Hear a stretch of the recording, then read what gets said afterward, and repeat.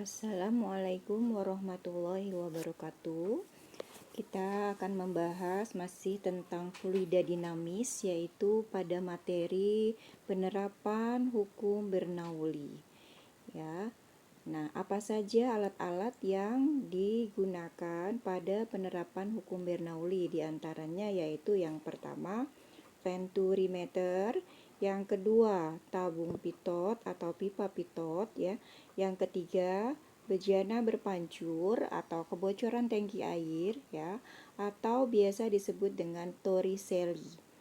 Keempat, yaitu tentang gaya angkat sayap pesawat, dan kelima itu adalah yang digunakan sebagai penerapan hukum Bernoulli adalah alat penyemprot nyamuk. Kita bahas satu persatu. Yang pertama adalah tentang venturimeter, di mana venturimeter itu adalah merupakan alat yang digunakan untuk mengukur laju aliran suatu zat cair. Pada dasarnya, alat ini adalah sebuah pipa dengan penyempitan atau pengecilan diameter. Ada dua jenis venturimeter. Yang pertama adalah venturimeter tanpa manometer dan venturimeter dengan manometer yang berisi cairan lain. Ya, manometer itu apa sih? Nah, manometer adalah alat pengukur tekanan udara di dalam ruang tertutup. Nanti gambarnya bisa kita lihat di sini. Yang pertama, saya akan memperlihatkan gambar untuk venturimeter tanpa manometer. Ya, jadi yang pertama adalah venturimeter tanpa manometer atau tanpa alat pengukur tekanan udara di dalam ruangan tertutup. Gambarnya seperti ini. Jadi di situ ada tabung ya. Nah, ada pipa. Pipanya itu ada yang besar dan di tengah itu ada yang mengecil. Nah, kemudian setelah mengecil dia kembali lagi ke pipa yang besar. Nah, di situ ada dua ketinggian zat cair. Untuk pipa yang pertama, dia memiliki ketinggian zat cair di sini. Nah, kemudian untuk yang pipa yang mengecil, dia punya ketinggian zat cair di sini. Sehingga selisih antara ketinggian zat cair untuk pipa yang besar dengan ketinggian zat cair untuk pipa yang kecil, selisihnya adalah H. Ya. Nah, kemudian laju aliran airnya juga berbeda. Antara V1 yaitu laju aliran air di pipa yang besar itu akan berbeda dengan laju aliran air di V2 yaitu pipa yang mengecil. Nah, kemudian untuk pipa yang besar dia luasannya itu adalah A1, pipa yang kecil luasannya itu adalah A2. Nah, kemudian kelajuan zat cair yang mengalir untuk pipa yang besar adalah V1, kelajuan zat cair untuk pipa yang kecil adalah V2. Nah, kemudian juga masing-masing memiliki tekanan ya. Tekanan zat cair untuk pipa yang besar ini adalah P1, tekanan zat cair untuk bagian pipa yang mengecil itu adalah P2. Ini di sini sebetulnya P2. Di sini ya untuk pipa yang mengecil. Oke, rumusnya untuk kecepatan aliran fluida atau laju aliran fluida di pipa 1 atau pipa yang besar itu adalah akar 2GH per A1 per A2 kuadrat dikurang 1. Itu rumusnya. Untuk yang di V2-nya bagaimana? Boleh menggunakan rumus V2-nya adalah akar 2GH per 1 dikurang A2 per A1. Ini A1 ya. Kuadrat. Keterangannya adalah untuk A1 itu merupakan luas penampang pipa 1 yang lebih besar ya. A2 adalah luas penampang pipa yang kedua yang menyempit. Dua-duanya dalam satuan meter persegi.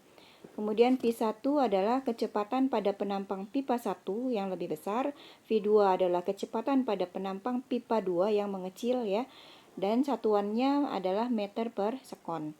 H itu adalah perbedaan tinggi cairan pipa kecil di atas venturimeter. Ya, jadi sudah bisa dilihat di gambar, sedangkan G adalah percepatan gravitasi dalam satuan meter per sekon kuadrat. Yang kedua, itu adalah venturimeter dengan manometer. Kita lihat perbedaannya di gambar ya. Nah, perbedaan dengan manometer adalah di sini. Nah, jadi di sini ada manometernya. Nah, manometer ini terisi oleh zat cair yang berbeda. Biasanya itu adalah air raksa. Nah, kita lihat untuk venturimeter dengan manometer, V1-nya itu adalah kecepatan laju aliran di pipa yang pertama itu adalah akar 2GH dikalikan rho air raksa dikurang rho fluida. Ya, rho itu adalah massa jenis dibagi rho fluida dikalikan A1 per A2 pangkat 2 dikurang 1. Nah, untuk yang laju aliran untuk pipa 2 adalah akar 2GH dikalikan massa jenis air raksa dikurang massa jenis fluida dibagi massa jenis fluida dikali 1 min A2 per A1 pangkat 2. Di mana A1 itu adalah luas penampang pipa 1, yang A2 adalah luas penampang pipa 2, yang bagian mengecil. V1 adalah kecepatan aliran pada penampang pipa 1, V2 kecepatan aliran pada penampang pipa 2, H adalah perbedaan tinggi cairan pipa kecil di atas venturimeter. G adalah percepatan gravitasi, rho Hg itu adalah massa jenis air raksa. Rho F itu adalah massa jenis fluidanya. Efek Venturi. Apa itu efek Venturi? Bisa dilihat di gambar ya. Efek Venturi terjadi pada fluida yang mengalir melalui sebuah pipa yang menyempit ya. Jadi di gambar itu ada pipa yang membesar, kemudian dia di tengah menyempit, kemudian kembali lagi membesar. Lalu melebar lagi ya pada ketinggian yang sama. Efek Venturi menyatakan bahwa jika laju fluida bertambah, maka tekanannya berkurang. Jadi kalau V-nya besar, P-nya kecil. Kelajuannya besar, tekanannya mengecil. Sehingga kelajuan dengan tekanan berbanding terbalik. Oke. Seperti ini bisa digambarkannya ya. Ada A1, ada V1. Ada juga P1 tekanan. Kemudian yang di pipa yang mengecil di sini ada A2, ada P2 dan V2. Kemudian dia pipanya kembali lagi melebar. Untuk persamaannya menjadi P ditambah setengah rho V kuadrat adalah konstan. Di mana P itu adalah tekanan dalam satuan Pascal, kemudian rho itu adalah massa jenis fluidanya dalam satuan kilogram per meter kubik, sedangkan V adalah laju fluida dalam meter per sekon.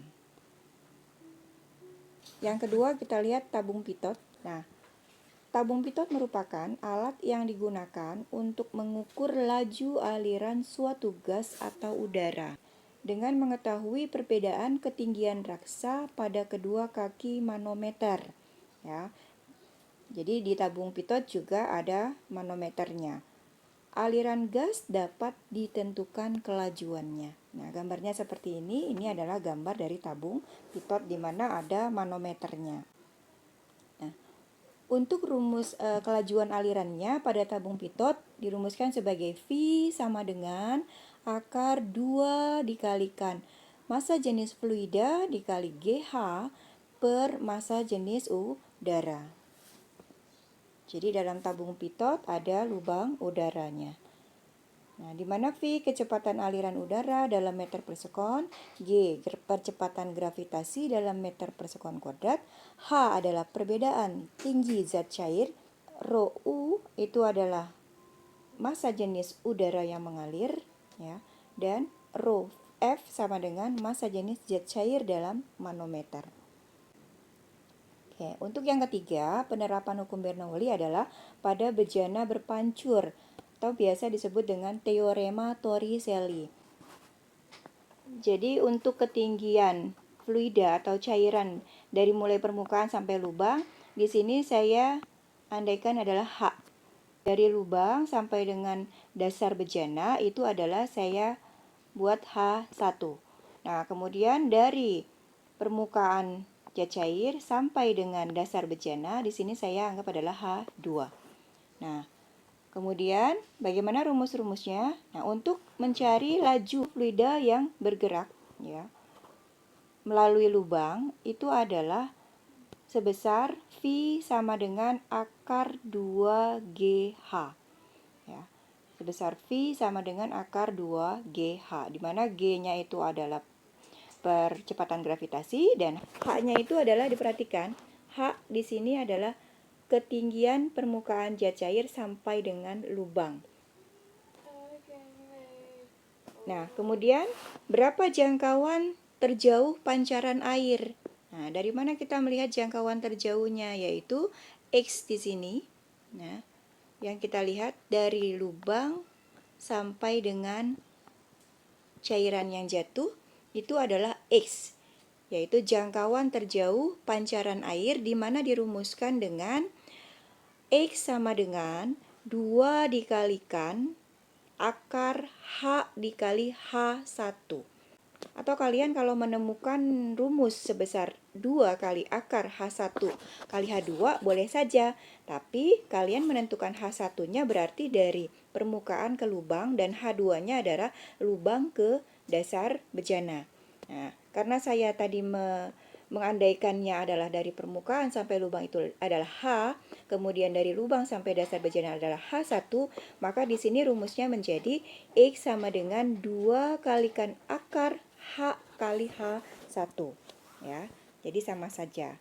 Nah, kemudian untuk waktu pancaran airnya mencapai tanah itu adalah T, di mana T itu dirumuskan sebagai akar 2H2 min H per G.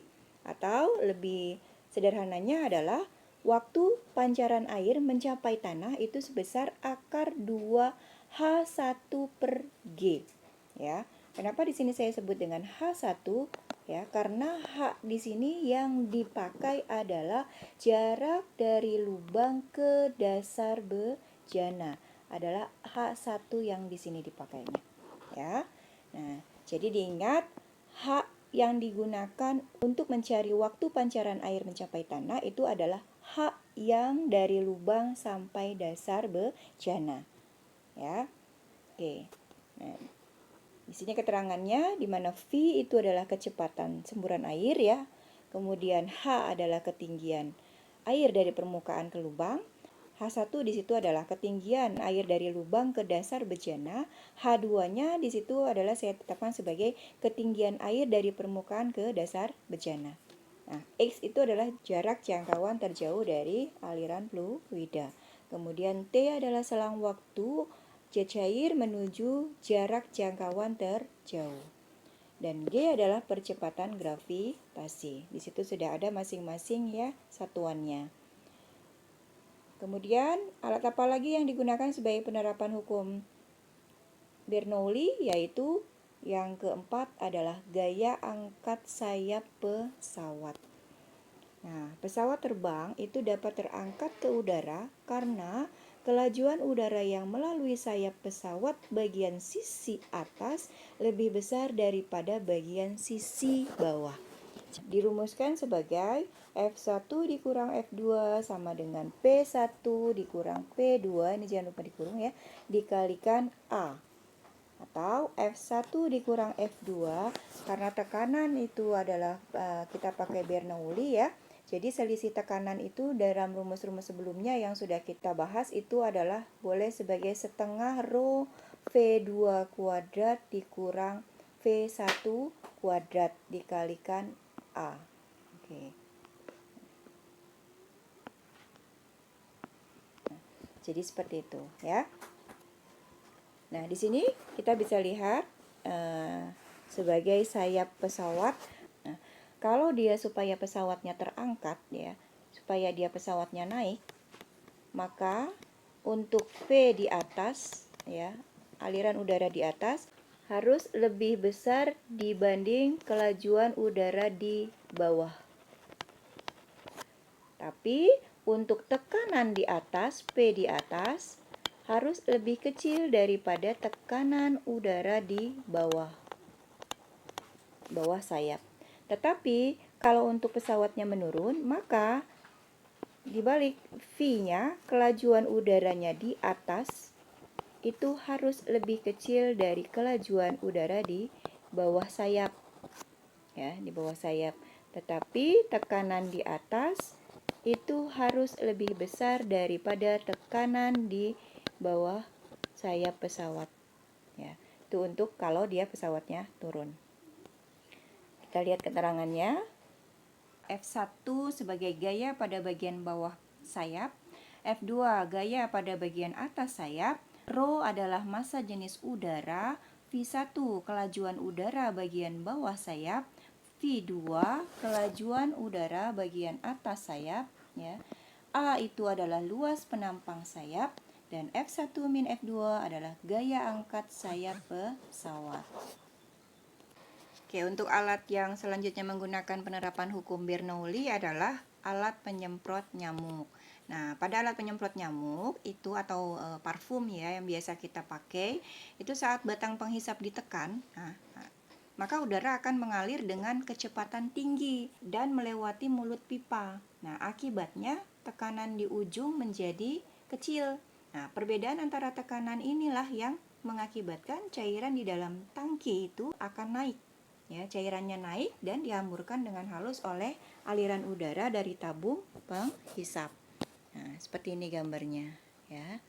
Oke, untuk alat yang menggunakan penerapan hukum Bernoulli sampai di situ dulu. Nah, kemudian nanti next kita akan membahas tentang contoh-contoh soal untuk alat-alat yang menggunakan penerapan hukum Bernoulli. Ya, assalamualaikum warahmatullahi wabarakatuh.